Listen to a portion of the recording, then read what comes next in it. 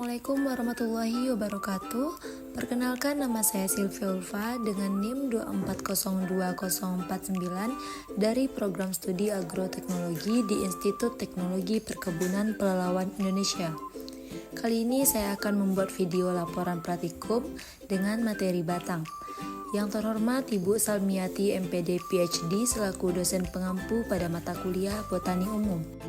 Latar belakang, batang merupakan salah satu bagian dari tubuh tumbuhan. Selain bagian tempat pelekatan daun, bunga, dan buah, batang juga berfungsi sebagai jalan pengangkutan air dan zat-zat mineral yang terlarut di dalamnya. Pada beberapa tumbuhan, batang digunakan sebagai tempat menyimpan cadangan makanan. Batang juga merupakan organ yang terdiri dari sistem nodus yang berselang-seling, titik tempat daun melekat, dan internodus, segmen batang di antara nodus-nodus. Tujuannya adalah yang pertama, menjelaskan struktur batang, baik struktur morfologi maupun struktur anatomi. Yang kedua, menjelaskan beberapa macam tipe berkas pengangkut yang terdapat pada batang spesies terpilih. Yang ketiga, menjelaskan beberapa macam arah tumbuh batang dan contoh spesies terpilihnya. Yang keempat, menjelaskan percabangan pada batang dan spesies terpilih. Yang terakhir, menjelaskan beberapa organ pada spesies terpilih yang merupakan hasil modifikasi batang. Selanjutnya yaitu alat dan bahan. Untuk alat-alatnya yaitu ada silet, mikroskop, pipet tetes, kaca preparat, gelas benda, dan gelas penutup. Sedangkan untuk bahan-bahannya yaitu yang pertama ada air, kedua ada batang sawi, ketiga ada batang sirih, yang keempat ada batang jagung, yang kelima ada batang rumput teki, dan yang keenam ada batang kembang sepatu. Untuk cara kerjanya, yang pertama sebelum melakukan praktikum, siapkan mikroskop dan bersihkan. Yang kedua, lalu bersihkan kaca benda. Yang ketiga, iris tipis tumbuhan atau bahan yang telah ditentukan. Yang keempat, letakkan bahan tadi di atas kaca preparat.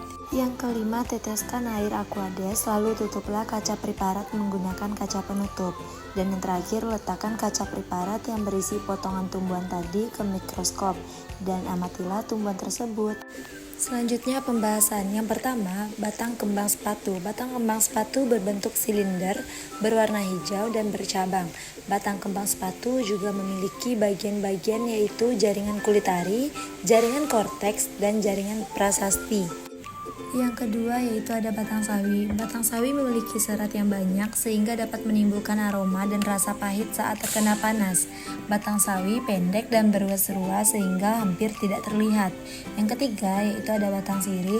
Sel-sel yang terdapat pada batang sirih adalah jaringan epidermis, jaringan kolenkip, berkas vaskular korteks, dan klerenkim. Pada batang sirih, sel sekresi tersebar di sekitar parenkim korteks dan ampulur. Yang keempat yaitu ada batang jagung. Batang jagung juga memiliki 3 komponen jaringan utama yaitu kulit, jaringan pembuluh, dan pusat batang. Batang jagung berbentuk silindris dan tidak bercabang. Batang jagung terdiri dari sejumlah ruas dan buku ruas. Yang kelima itu ada batang rumput teki.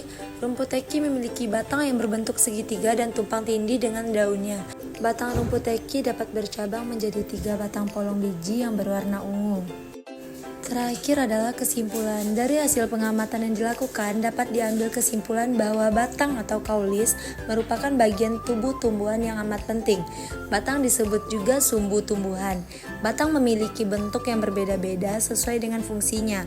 Selain itu, batang dapat mengalami modifikasi menjadi bentuk-bentuk khusus seperti rimpang, stolon, atau umbi untuk adaptasi terhadap lingkungan dan fungsi penyimpanan cadangan makanan.